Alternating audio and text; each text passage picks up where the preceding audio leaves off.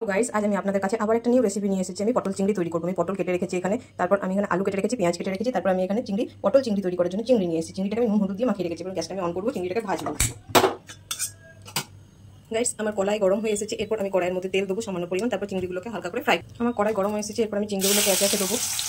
চিংড়িগুলো বেশি ভাজলে চিংড়ি খুব শক্ত হয়ে যায়, হালকা করে ফ্রাই করে আমি চিংড়িগুলো তুলে নেবো। একটু টুকটুক করে কড়াইয়ের মধ্যে আবার তেল দিয়ে পটলগুলোকে আবার ফ্রাই করবো। কড়াইয়ের মধ্যে তেল দিচ্ছি আমি, তারপর তেল গরম হয়ে গেলে আমি পটলগুলো এর মধ্যে দেবো। তেল আমার গরম হয়ে এসেছে, এরপর আমি পটলগুলোকে একে একে এর মধ্যে দেবো। ভালো করে ভেজে নেওয়ার পর পটলগুলো, তারপর আমি আলুটা এর মধ্যে দেবো। আমার পটল ভাজা হয়ে গেছে, এরপর আমি আলুগুলো ফ্রাই করবো। দেখুন গাইস আমার আলু ভাজা হয়ে গেছে, এরপর পেঁয়াজটাকে যে আমি পেস্ট করে রেখেছি এর মধ্যে দেবো। পেঁয়াজ পেস্টটা হালকা করে ভাজা হয়ে গেলে এরপর আদা রসুনের পেস্টটা এর মধ্যে দেবো। তারপর আদা রসুনের যে পেস্ট, সে আদা রসুনের পেস্টটা এর মধ্যে দিলাম। এরপর একে একে আমি হলুদ গুঁড়ো, জিরে গুঁড়ো আর ধনে গুঁড়ো দিলাম। এরপর যে টমেটোটা কেটে রেখেছি ওইটা দেবো এর মধ্যে। যে টমেটো কেটে রেখেছি ওটা এর মধ্যে দেবো, আর একটু গোলমরিচ দেবো একটু ঝালের জন্য। এরপর আমি এর মধ্যে শাহি গরম মশলা অ্যাড করছি, একটু সামান্য পরিমাণ টক দই এর মধ্যে দেবো।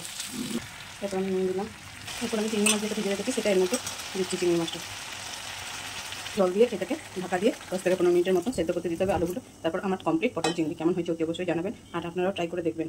গাইস আমার পটল চিংড়ি কমপ্লিট, কেমন হয়েছে অতি অবশ্যই জানাবেন, আর আপনারাও ট্রাই করে দেখবেন। তবে হ্যাঁ, আপনারা কে কোথা থেকে আমার ভিডিওটা দেখছেন সেটা অবশ্যই কিন্তু জানাবেন, আর একটা লাইক দিতে ভুলবেন না।